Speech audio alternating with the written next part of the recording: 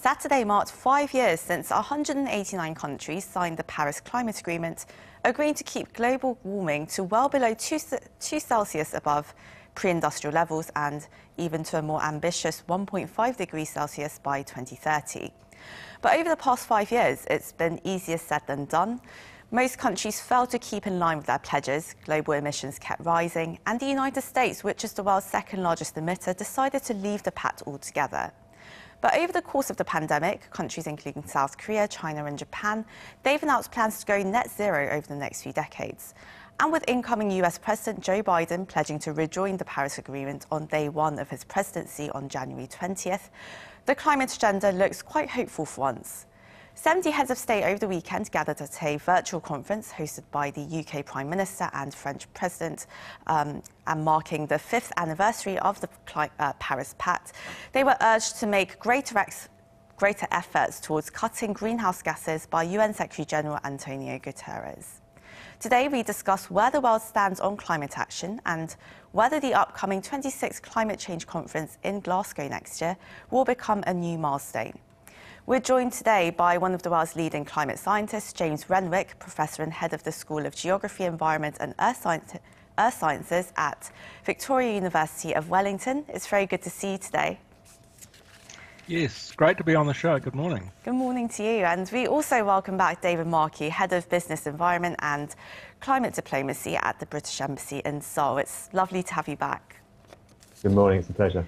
Good morning. And, well, let's start with you, James. Now, according to the UN's Environment Programme's latest report, countries around the world, they're looking to pump out over 120% more fossil fuels than needed to meet the Paris Climate Agreement.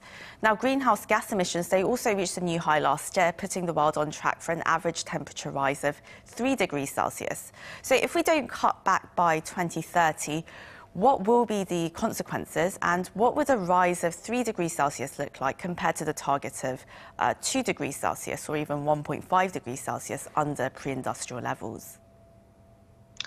That's a really good question, and I think the message is that every tenth of a degree of warming makes a difference, increases the rate of extreme events, increases the risks for humanity, really.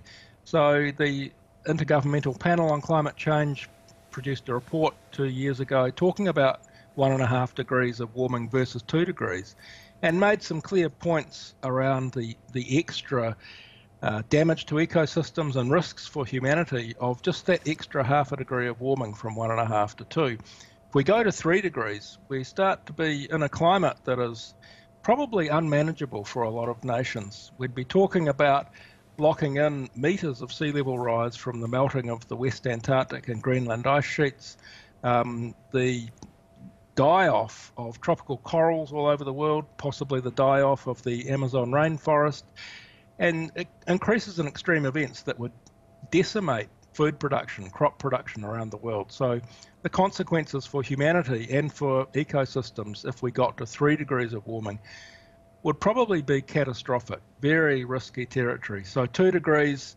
hopefully manageable, 1.5 degrees, much better. So really the message is that we need to work as hard as we can, as fast as we can, to stop the warming as soon as we can. And the 3 degrees Celsius projection, it's quite shocking, really, because the world was committed to keeping it below 2 degrees Celsius. And David, how far behind schedule is the world on meeting the Paris targets? Do you think that the recent change of US leadership, or the upcoming change in US leadership, will that it could help us go back on track?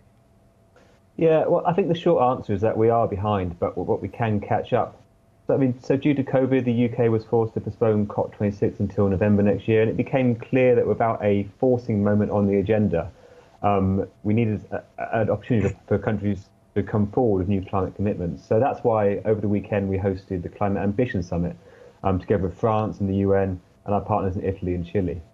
So we wanted to create a platform for countries to come forward with high ambition commitments 5 years on from Paris under the 3 tenets of the Paris Agreement: mitigation, adaptation and finance. And I think over the last 5 years we've seen real movement in the real economy, but we wanted the moment to try and put countries in the spotlight. And we were delighted that over 75 world leaders came forward at the weekend. I mean, as hosts of COP26, we are conscious that we need to show global leadership on climate change. And that is why earlier this month, the UK announced that we will reduce our own carbon emissions by 68% against 1990 levels by 2030. And this is the most ambitious target in the G20 and amongst the highest of any country in the world. Talking about the US, President-elect Biden has pledged that he will rejoin Paris on day one, and that within the first 100 days in office, he will host a climate summit for world leaders. So having the US back in the fold is a great boost ahead of what is going to be an important year of climate action. But I think it's worth noting that even without having the US on board for the last 4 years, the rest of the world has been raising climate ambition. We've seen here in Asia net zero announcements in China, Japan and Korea. And we all need to build on this ambition next year to turn these long-term targets into concrete, deliverable outcomes ahead of COP26. Right, so 2021 is shaping up to be quite an important year for the climate agenda, and hopefully we'll see a lot of milestones during next year. And well, James, China, which is one of the world's largest is the world's largest emitter. Well, under the Paris Agreement, it's actually allowed to keep increasing emissions until 2030, until it actually caps its peak. Do the current emission reduction targets lack ambition, do you think? Do you think they should be strengthened? Yes, I do think they lack ambition, and I do think they should be strengthened. But that is actually the whole Paris Agreement framework, is to increase ambition. The 5 yearly meetings, well, it'll be a 6 yearly meeting, the postponed meeting in Glasgow next year, is the time when the countries of the world put on the table their increased ambition for emission reduction. So we are not where we need to be yet. The present pledges from the countries of the world do get us to more like 3 degrees of warming than less than 2 degrees. But the kinds of changes that have happened just in the last few months, the Chinese announcement of aiming for zero emissions by 2060, similarly Korea, Japan, UK's recent announcement, a lot of the big players in the global economy are actually moving towards greater ambition, faster reductions. So yes, at present, on paper at least, China can keep increasing emissions to 2030. Whether or not they actually do that is a bit of an open question, I would say. I hope they can peak their emissions and start going down sooner than that. If they don't, that would make the whole task a lot harder for the rest of the world.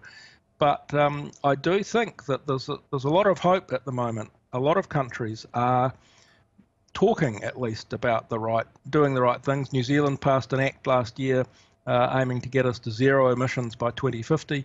And if enough countries, ultimately all countries, can do that kind of thing, get to zero around the middle of this century, then I think warming would stop at a level that we could actually cope with. And a large part of moving towards net zero is really investing in clean technologies and sustainable systems to help us move forward. And David, as the UN Secretary General pointed out over the weekend, the world is still pretty much committed to and is committing more to the use of fossil fuels as part of their recovery from COVID-19 rather than investing in clean technologies. How should then industries like the oil and gas industry transform themselves to really embrace sustainability? I mean, is this even possible? It's a very good question. I think this year has been very difficult for the oil and gas industry and actually accelerated change that was already happening. So we saw reducing energy demand due to COVID this year that meant oversupply leading to negative oil prices in the summer. But these trends are not new. Many big oil companies have seen share value destruction in recent years. Many reasons for that, including the rapid uptake of electric vehicles, and many countries around the world now beginning to announce phase-out dates for the internal combustion engine. So in the UK, we've announced that we will not sell any more petrol or diesel cars after 2030.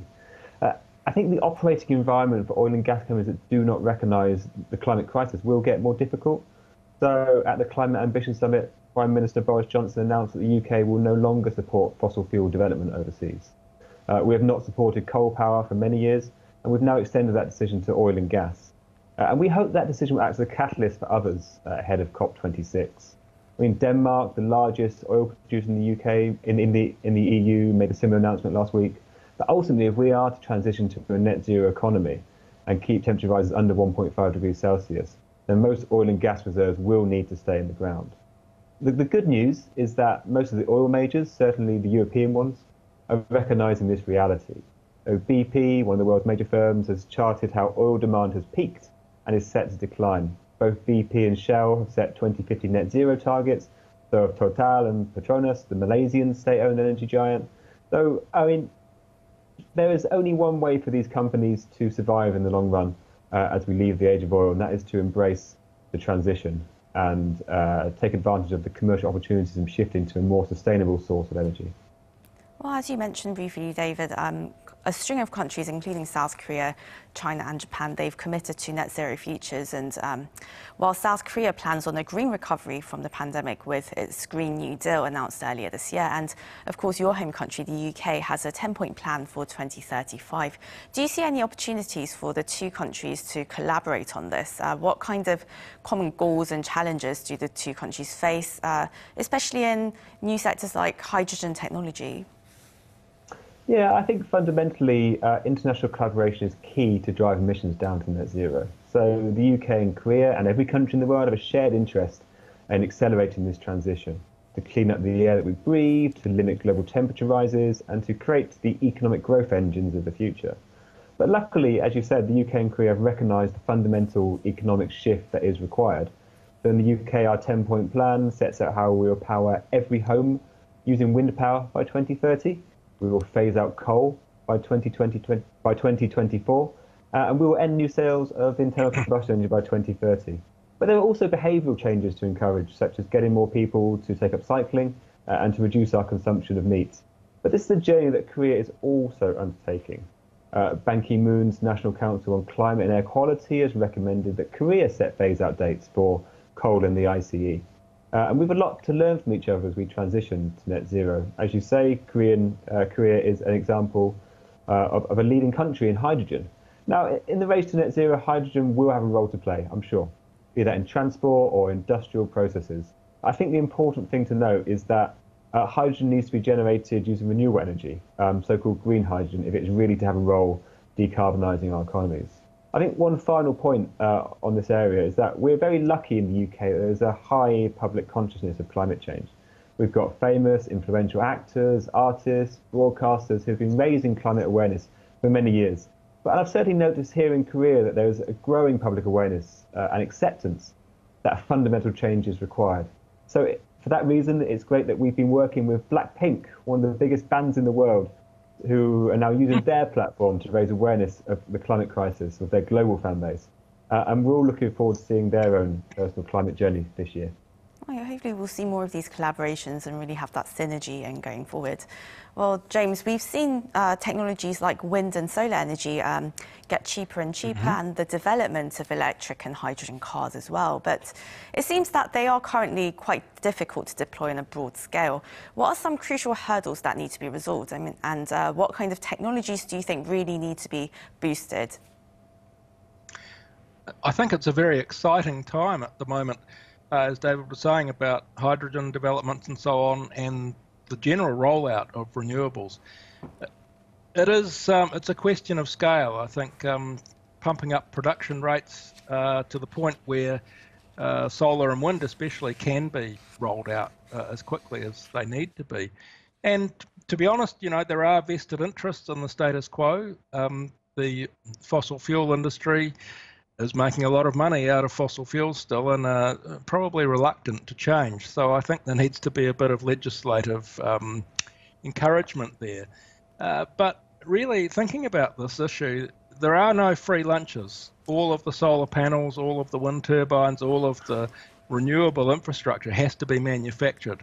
And that comes at an energy cost, it comes at a resource cost. So I think part of the mix here needs to be ensuring that we use as much renewable energy as we can to manufacture new renewable infrastructure. And we need to move towards a more circular economy, so the reuse and recycling of materials rather than a lot of waste and throwing materials away that happens at the moment. That needs to be really at the forefront of the way economies develop. There are a lot of opportunities economically around moving into that circular economy, the donut economics idea that Kate Raworth in the UK has promoted. extensively. I think if we can get to a point where we can manufacture what we need in terms of renewable energy production out of resources that already exist, that don't have to be dug up out of the ground, then we will have made great progress. And I think that's when we will have real hope of cracking the problem. So we need to make sure that the whole life cycle there is very sustainable in moving forward. Exactly. And well, before we go, David, the world, well, many criticise that the world collectively failed to make meaningful progress on the Paris goals over the last 5 years. And while the UK is hosting the 26th Climate Conference Summit next November in Glasgow, and what do you really hope to see come out from that summit? Yeah, so the UK's vision for Glasgow is anchored by 4 goals which guide a green and resilient recovery from COVID-19 and progress towards meeting the goals of the Paris Agreement. And so the first will focus on facilitating a step change in emission cuts. So building on the momentum from the Climate Ambition Summit to increase 2030 targets and net zero commitments, as well as agreement in Glasgow on key negotiations outcomes, including progress on agreeing a framework for international carbon markets. The second goal is to aim to build a new consensus for responding to climate impacts. So we know that COVID has exacerbated vulnerabilities, and the science shows that the impacts are projected to worsen even if all emissions stop today. So this strand will focus on how to assist the most vulnerable in society and help them to adapt and increase their resilience to the impacts of climate change. The third focuses on finance. So we will work with donor countries to help ensure they come good on their promises to private climate finance. And with the private sector, despite the constraints brought about by COVID, we're hopeful there's a lot more to come in that space as well. Finally, we also hope to work with all stakeholders, countries, businesses and civil society to craft a new era of international cooperation on the practical challenge of climate change. So we have 5 campaigns underpinning our COP26, our UNFCCC presidency next year: nature, energy transition, finance, adaptation, resilience and clean transport. And we aim to bring all countries together to achieve more together than they could individually, to accelerate those changes in the global economy and put us on the path and the trajectory towards net zero. And your thoughts on this, James? What kind of global action or commitments do you hope to see from COP26 next year? I just would love to see more ambition. That's the whole ethos of the Paris Agreement. So presently, our pledges add up to something close to 3 degrees, which is already a reduction on where we were at 5 years ago. So I hope that after the Glasgow meeting, we have collective pledges, ambition around the world that might get us to something like 2.5 degrees. And then 5 years later, we're at the point of reining it in at 2 degrees or less. It is a process. You can't just flick a switch overnight and change the global economy and global energy production. So I think we do have to take we have to be patient, really. And I think if we can get to a point after Glasgow where the total pledges from the world community get us to something significantly lower than 3 degrees, that would be major progress. And then maybe 5 years later again, we are actually at the 2 degree limit. That's what I hope for. Well, hopefully this time around we'll see consistent efforts and progress on that front. And well, I'm afraid that's all we have time for today. That was James Renwick, Professor and Head of the School of Geography, Environment and Earth Sciences at Victoria University of Wellington, and David Markey, Head of Business, Environment and Climate Diplomacy at the British Embassy in Seoul. Thank you both so much for your time. Thank you. Thank you. And to our viewers, thank you as always for watching.